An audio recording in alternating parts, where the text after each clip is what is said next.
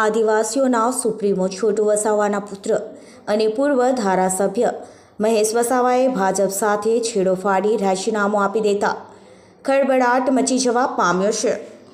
પૂર્વ ધારાસભ્ય મહેશ વસાવાએ ભાજપ સાથે છેડો ફાડ્યો હતો અને રાજીનામું પ્રદેશ પ્રમુખ સી.આર. પાટીલને મોકલ્યું હતું.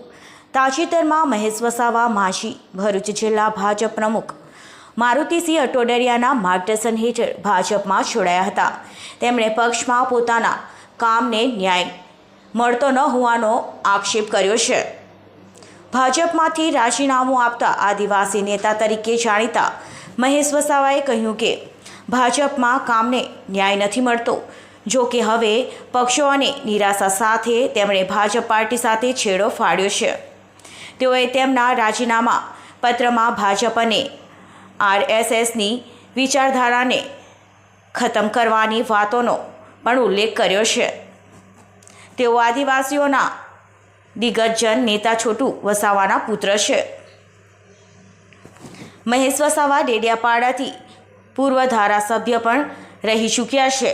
અત્રે ઉલ્લેખનીય છે કે 11મી માર્ચ 2024ના રોજ ગાંધીનગરના ભાજપ પ્રમુખ કાર્યાલય કમલમ ખાતે ભારતીય ટ્રાઇબલ પાર્ટીના વડા મહેશ વસાવા ભાજપમાં જોડાયા હતા. સાહેબ, ભાજપમાંથી રાજીનામું આપવાનું કારણ છે, ડાયરેક્ટ રાજીનામું આપવાનું મુખ્ય કારણ શું છે? ભાજપને તો વર્ષોથી અમે જાણીએ છીએ, કોંગ્રેસને બી જાણીએ છીએ અને બધા અમારી માન્ય છોટુભાઈ વસાવા જે લડત છે અમે લડ્યા છે.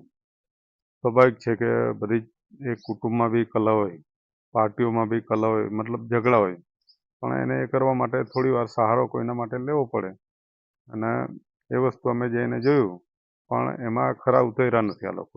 જે વિકાસની વાત હતી એ પ્રમાણે કે અમારે આ વિસ્તારમાં સિંચાઈ, જ્યાં નર્મદા અને તાપી એ અમારી માં છે, અહીં ગાડી બંને નદીઓ સૌરાષ્ટ્ર ને કચ્છ લગી પાણી જાય છે, પણ અહીં જે અંદરના તાલુકાઓ છે એને પાણી નથી મળતું. ઉમરગામથી અંબાજી સુધી અને નર્મદા અને તાપીની વચ્ચે ડેડિયાપાડા, સાગબારા, નેત્રંગ, વાલિયા, ઝઘડિયા, ઉમરપાડા, માગરોલ, સોનગઢ આ બધા તાલુકા આવે છે, એને પાણી નથી મળતું, પીવાનું પાણી નથી.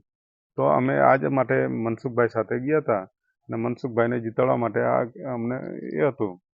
મનસુખભાઈ સાથે અમે ચોક્કસ ને મનસુખભાઈ કે ભાજપ પાર્ટીને જે કંઈ પોતાને ખ્યાલ હશે કે કેવી રીતે જીતી શકાય છે, એ કદાચ એમની ગણિત હું હશે ને અમારું ગણિત હું હોય, પણ અમે જે જોયું એમાં વિચારધારાથી અમારો કોઈ મેળ પડતો નથી. આમાં જે કંઈ છે તે મનસુખલાલે ટ્વીટ કરીને જણાવ્યું કે આ એક ઉતાવળિયું પગલું છે, એનું શું?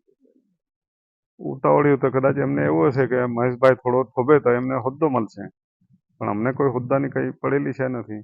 અમે જ આ જિંદગીમાં રાષ્ટ્રીય અધ્યક્ષ તરીકે અમે બની ચૂકેલા લોકો છે. અમે બીટીએસ બનાવ્યું, બીટીપી બનાવ્યું, ભીલિસ્તાન વિકાસ મોરચા, જ્યારે અમે કોઈના કંઈ એ નહીં હતા, અમે સંઘર્ષની સામે લડીને સંઘર્ષ ઊભો કર્યો. ભાજપ છોડ્યાની બાદ આગળની રણનીતિ શું રહેશે? બસ લોકો માટે કામ કરવાનું, એના માટે જે રસ્તો હતો એના માટે આંદોલન કરવાનું. સિંચાઈ, શિક્ષણ, આરોગ્ય, રોજગારી એના માટે લડીશું આગળ.